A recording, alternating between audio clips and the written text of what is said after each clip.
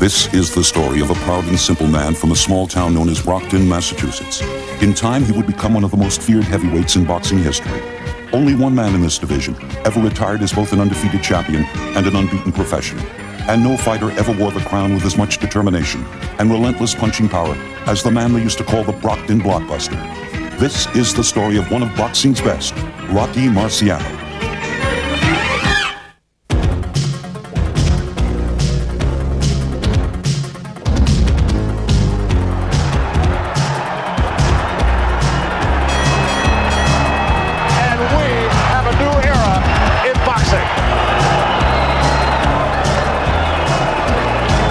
This is Brook Street here in Brockton, Massachusetts, and that is the house that the Marciano family moved to when they came here from their native Italy.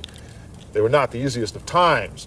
When baby Rocco was just 1 year old, he contracted pneumonia, and any thought of his being the heavyweight boxing champion of the world somewhere down the road was way in the backs of people's minds. The thought at that point was, will young Rocky survive at all? In fact, the doctor who was attending to him said if this baby does survive, he's going to do it on spirit alone.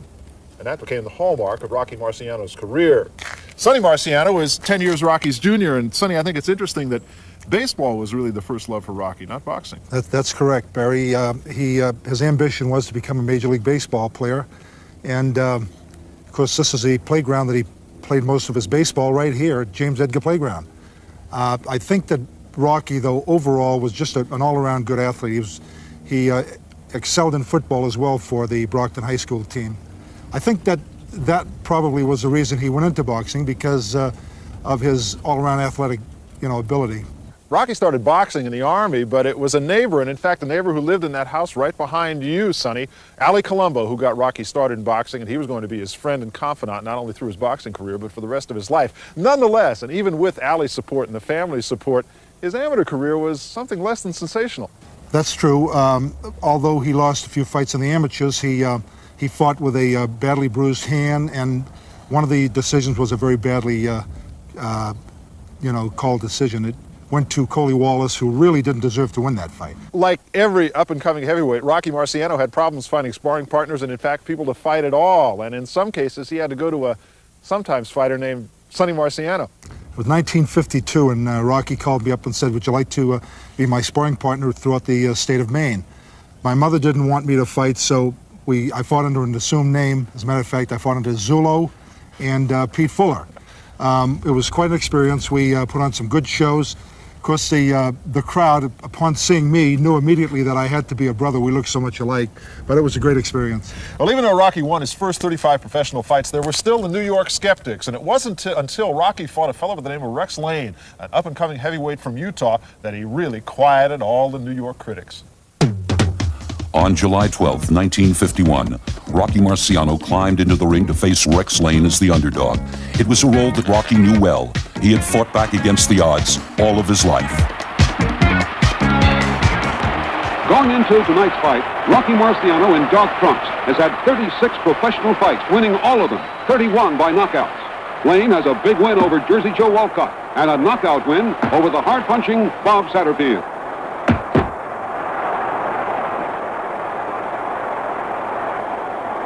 As in all of Marciano's fights, he never allows his opponents to get a moment's rest. This has been his trademark.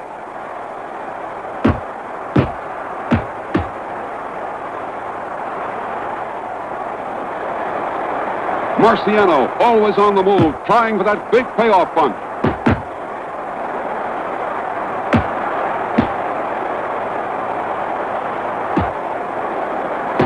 When Marciano has an opponent hurt, that is when he is most dangerous.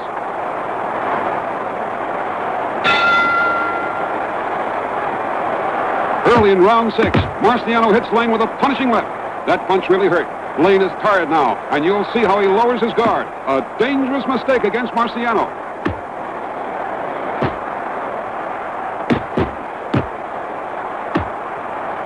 Marciano throws a short right, and Lane goes down and out.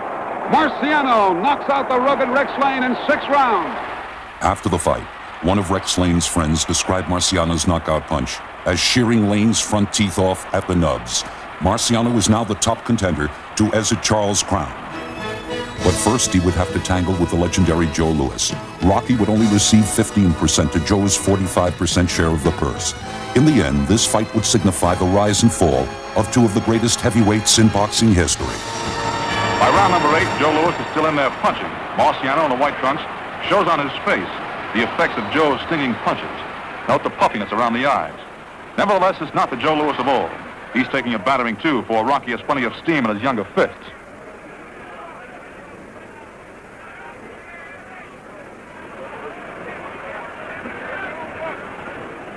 Marciano seems more aggressive now, beginning to pile on the pressure.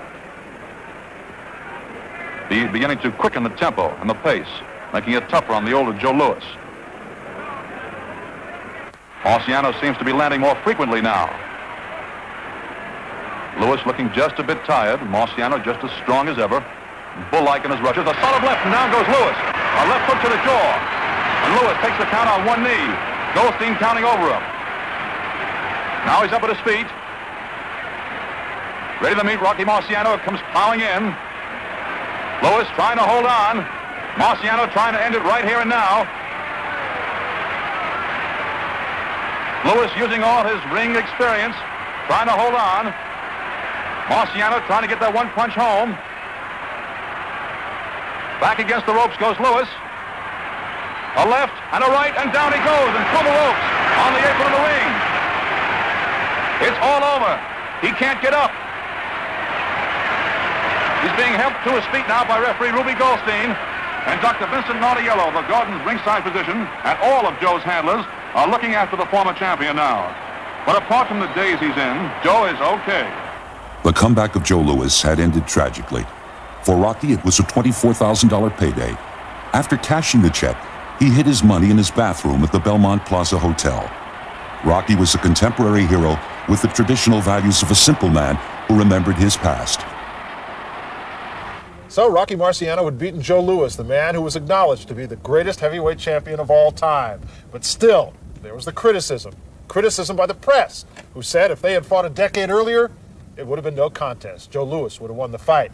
Betty Colombo is Rocky's youngest sister. And Betty, you and Rocky shared this house right behind us on Dover Street. You moved here when Rocky was 16 years old, but you, being the youngest sister, always had a special place in Rocky's heart.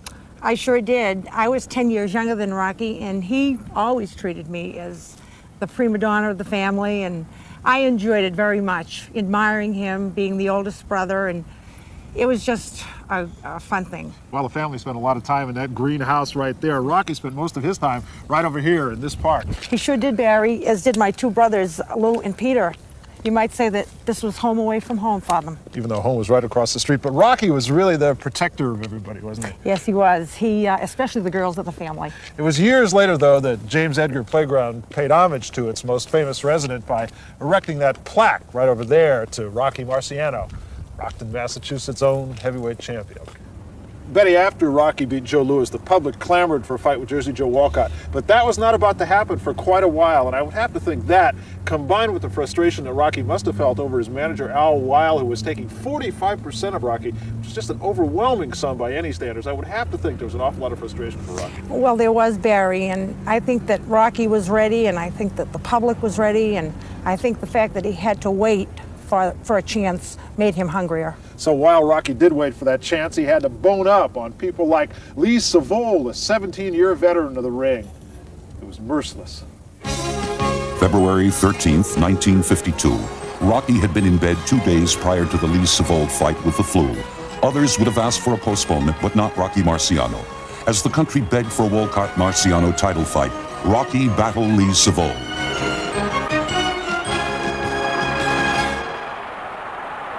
Marciano likes to stay close to his man, working to the body with punishing blows, and then moving to the head with smashing lefts and powerful rights.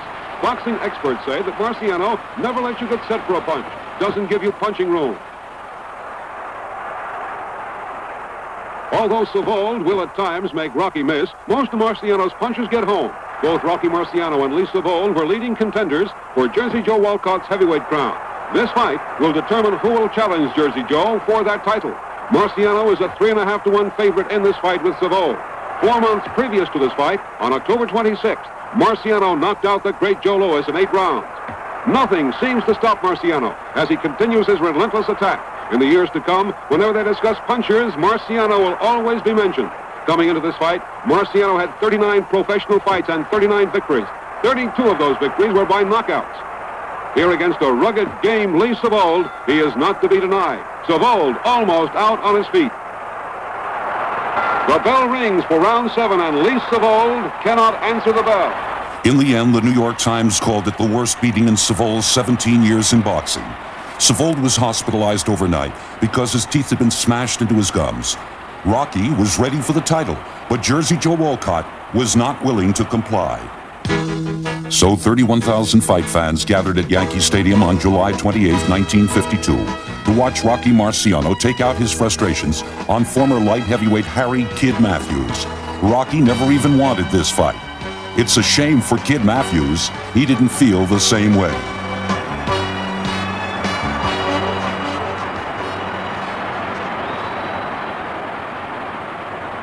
Rocky trying to end it with one punch.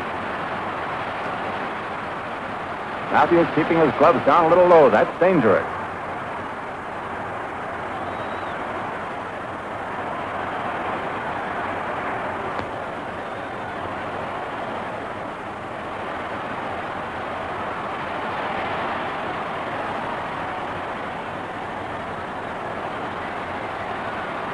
Watch these left hands by Marciano now.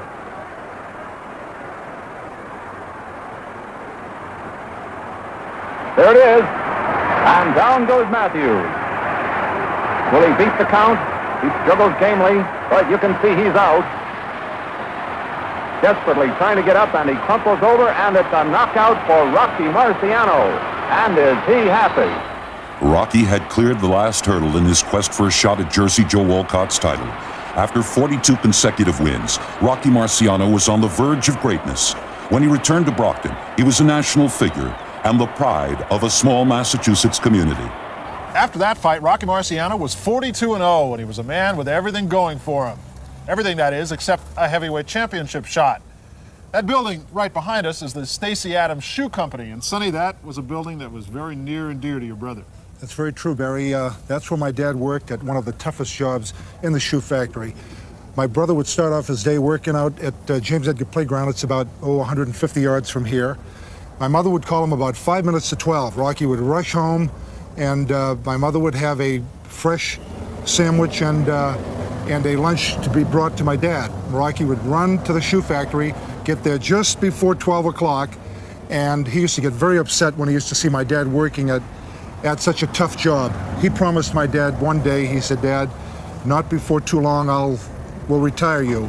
And I think Rocky's greatest desire came true when he walked into the factory one day and he said, "Dad, that's it. I don't want you to work anymore. You're retired." So now Rocky had to support a family, and finally, the chance came for a heavyweight championship of the world. Jersey Joe Walcott finally gave Rocky his chance, and Rocky's dedication really paid off. In his training camp, Rocky boxed 85 rounds, the champion's 30, and he needed every bit of that training. September 23rd, 1952, the heavyweight championship between Rocky Marciano and the champion, Jersey Joe Walcott.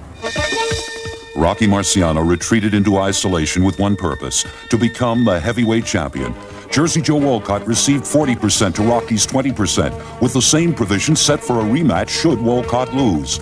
Rocky Marciano would be the first white man to fight for the title, since Braddock was knocked out by Lewis in 1937. Rocky had made his way from punching an old army bag stuffed with rags to a shot at the heavyweight championship of the world. 15 rounds for the heavyweight championship of the world. From Brockton, Massachusetts, wearing black trunks with a white stripe, weighing 184 pounds, the challenger, Rocky Marciano.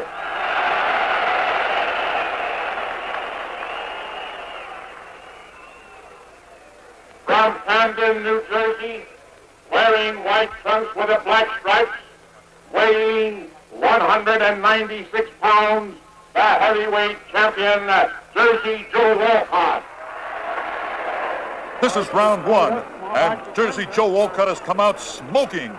A 22-year veteran of the ring, he goes right after Rocky Marciano, as you see, beating him to the punch, pummeling to the head. Marciano holding on momentarily, the opening minute of the fight. scheduled for 15 rounds for the heavyweight championship of the world. Wolcott goes right after Marciano, and Marciano is staggered. Wolcott, starting real fast, has gone after Marciano. Marciano is down! In this first round, he seems dazed, up the count of 3. His corner was yelling, take the longer count, but he was up at 3, and he's trying to keep his feet. Wolcott looking to end this fight right here in round 1, and now he's gone to round 3, and it's still Jersey Joe Wolcott. A good right cross landing subtly, another left hook. Marciano's been staggered time and time again, but he is bull-like strong. A good right hand again by Jersey Joe Wolcott, but Marciano is terribly strong. And now we move along into round 9. Marciano has fought back. Jersey Joe Wolcott has slowed the pace somewhat.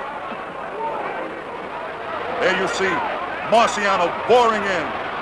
Moving to the attack now, taking the play away for the first time from Jersey Joe Wolcott, but Wolcott is still leading on points here in the middle of the fight. The referee is Charlie Daggett. He's got his work cut out for him. These two men are big and strong, marvelously conditioned. Jersey Joe Wolcott stepping back, setting up his opponent, Rocky Marciano, the young challenger. Marciano with a good right hand. Dropped his guard for a moment, and now they begin to slug it out in the corner. Trading blows left and right. A left hook is good. And now we go into round 11. It's still anybody's fight, but Wolcott is leading, and Rocky Marciano is coming on strong. The pace of the fight has slowed somewhat, but they're still very, very dangerous. With either hand, now they begin to miss. As you can see, they're visibly tired. A good right cross by Marciano. Wolcott was staggered, but he fights right back. A tremendous fight here for the heavyweight championship. Wolcott with another good left hook. Marciano getting to his foe much more frequently now, however. Marciano pulling him around the ring. And now we're in round 13. At this stage, Jersey Joe Wolcott is leading on all 3 scorecards. 7 rounds to 5, 7-4 in 1, and 8 rounds to 4. Rocky Marciano has to knock out Jersey Joe Wolcott to win this fight, and his corner has told him so. And Marciano is going after the cagey, the veteran Jersey Joe. Wolcott backing up just a little bit against the ropes. Oh, a terrific right hand! He's down! He's down! 6, 7, 8, 9, 10, and out!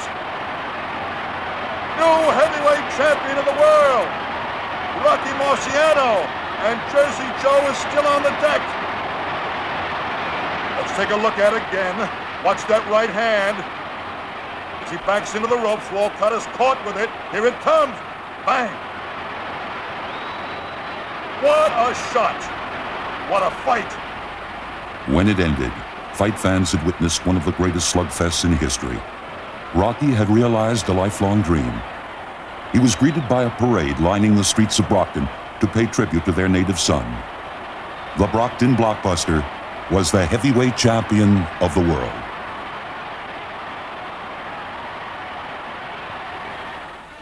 Rocky was the winner of the Hickok belt as Pro Athlete of the Year in 1952, but he still wanted revenge for the only knockdown of his career. In January of 1953, the champ resumed training in the Catskills. He would not fight Wolcott until May 15th. Rocky was obsessed with keeping the championship.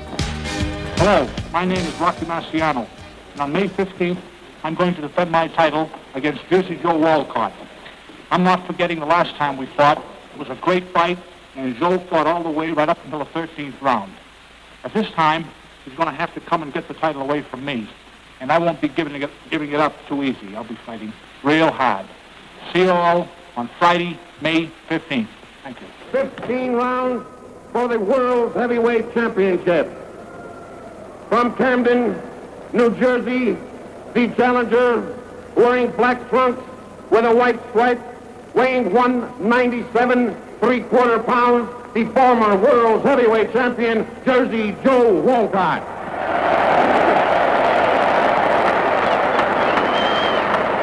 From Brockton, Massachusetts, wearing white trunks with a black stripe, weighing 184 1/2 pounds, the world's heavyweight champion, Rocky Marciano.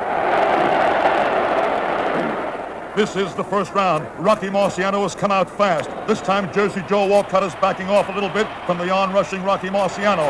Marciano won't be caught the way he was in the first fight. Marciano warmed up a long time in his dressing room, going right after Jersey Joe Walcott, the cagey, wily veteran.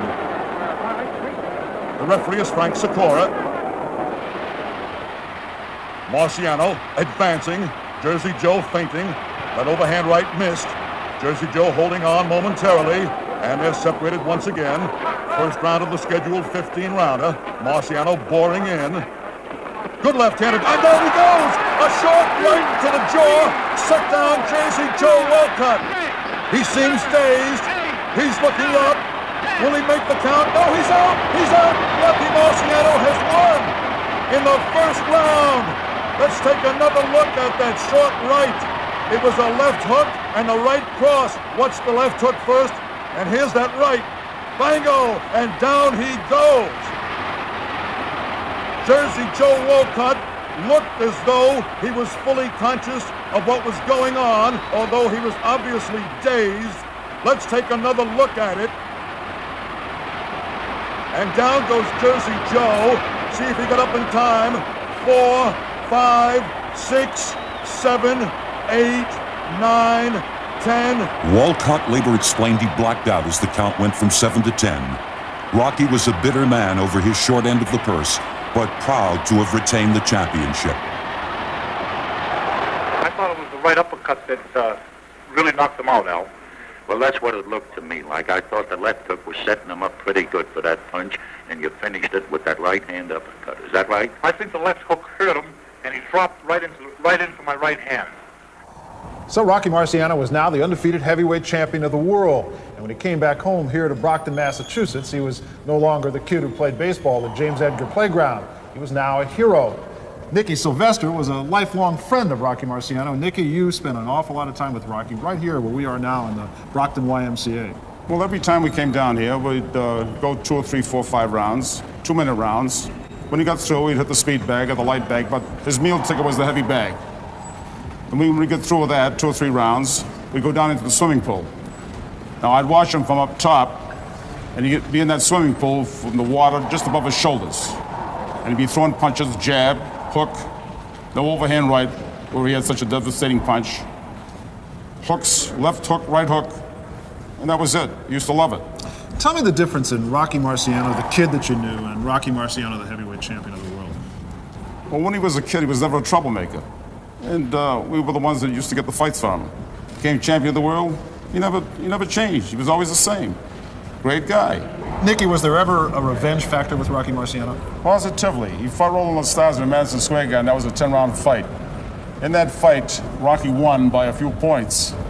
Other people think that because he won it by a few points is because his manager, Al Weil, was promoter in Madison Square Garden at the time. So he got revenge with Roland Stars the second time at the Polo Grounds. But I'll never forget, at Grossinger's in Liberty, New York, at the training camp, he was in the men's room.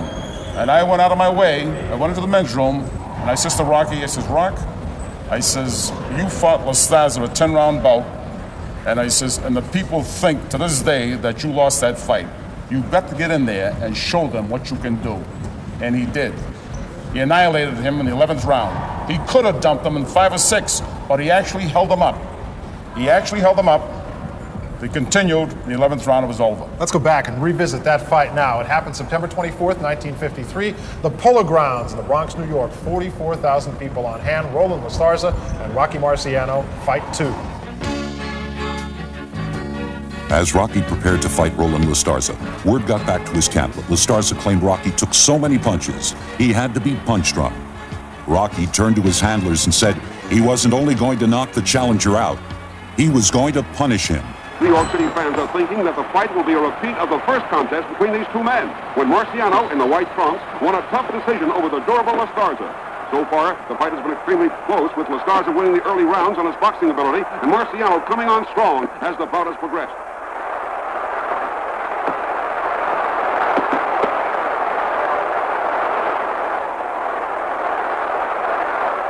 Rocky likes to work on his man close to the ropes, where his short reach is an advantage in the infighting. Much of his ring strategy is to work Lastarza toward the strands.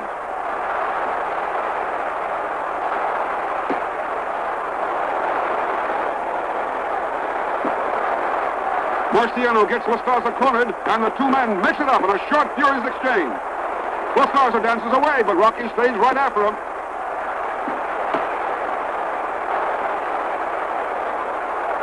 Roland La Starza had won 37 professional fights in a row when he lost to Marciano in their first bout, and he still has a brilliant 54-3 one-loss record. Marciano lands one of his patented blockbusters. La Starza's hit. La Starza goes sailing through the rope. This is the first time he's ever been knocked down in his career. He's up with the count of 5, but the mandatory 8-count rule is in effect. Marciano moves in again, throwing that dangerous leather from all angles. La Starza gets belted with another jackhammer right. He's almost completely helpless. The referee jumps in and stops the fight. La Starza suffered bone damage and broken vessels in his arms. He had to pay the price for his words. Rocky came away with $174,000, some of which he may have hidden in unconventional places. Rocky also is known to lend money generously to his friends. 9 months later, over 47,000 came to Yankee Stadium to see a heavy favorite beat a respected challenger. Rocky had received a death threat before the fight. His relationship with his manager, Al Wilde, was crumbling. The bout with Ezzard Charles would go down as one of the most grueling in boxing history. From Cincinnati, Ohio, wearing white trunks, weighing 185.5, the challenger and former heavyweight champion of the world, Ezzard Charles. And his opponent from Brockton, Massachusetts, wearing black trunks, weighing 187.5, heavyweight champion of the world, Rocky Marciano.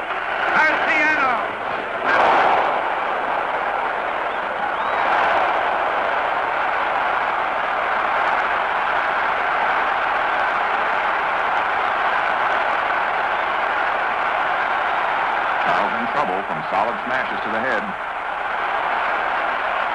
Giving ground reluctantly.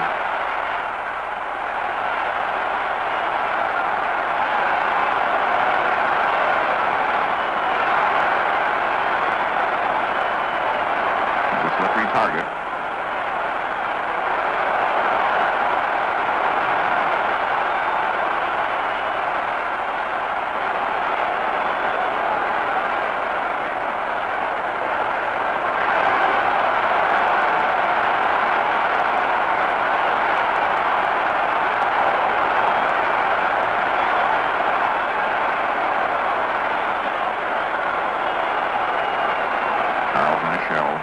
Tries to move into the shoulder of Rocky's chest.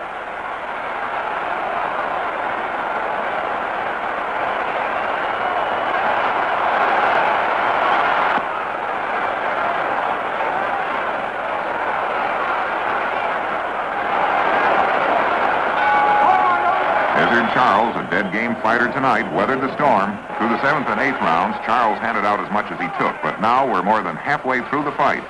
And the tireless Marciano has again taken command. In these superb close-ups, you can see the damage each has been handing out. Swollen faces, cut eyes. That's proof it's been a very grueling fight.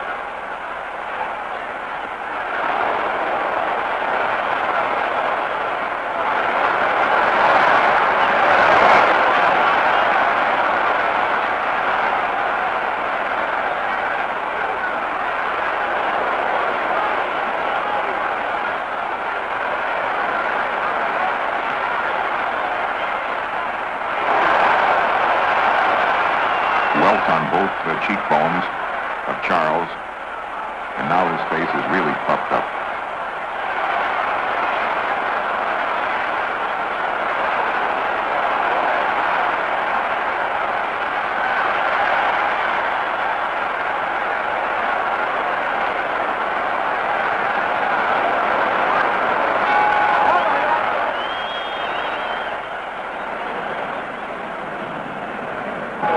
Here's the champion out of his corner for the final round. Both men are tired, but they touch gloves. From the 10th round on, it's been going in Marciano's favor, and he's definitely the stronger fighter now.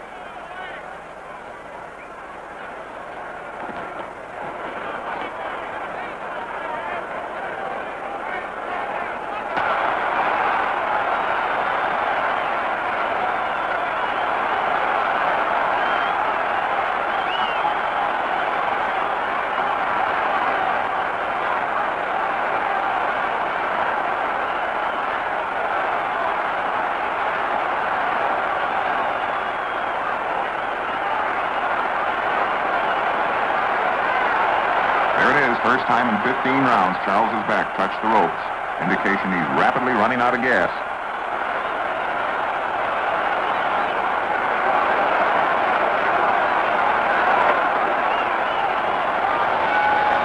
There's the bell, and a great championship fight is over. A fight that showed both men in there giving it all they had to the final second. Rocky had won a unanimous decision over a courageous Ezra Charles. Referee Ruby Goldstein remembered he had not separated the fighters once in 15 rounds. Charles, his voice reduced to a whisper from a Marciano punch to the Adam's apple, thought he won the fight.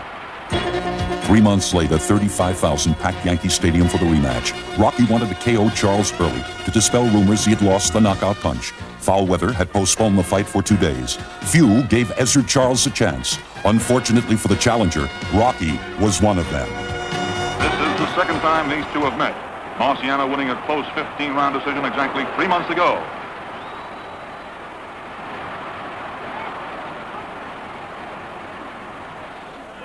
Ezra Charles trying to keep Rocky Marciano off at long range. Hits him with a good right hand. Marciano strong as a bull, though. Good right hand by Rocky Marciano. Charles may be hurt. Marciano going after Ezra Charles. And Charles goes down. He's up on the count of 2. Marciano swarming in. Looking to end the fight right here and now. Ezra Charles fighting back well. That's the end of round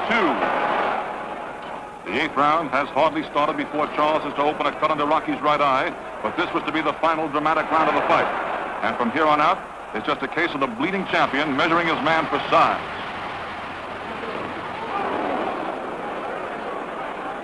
Marciano's eye and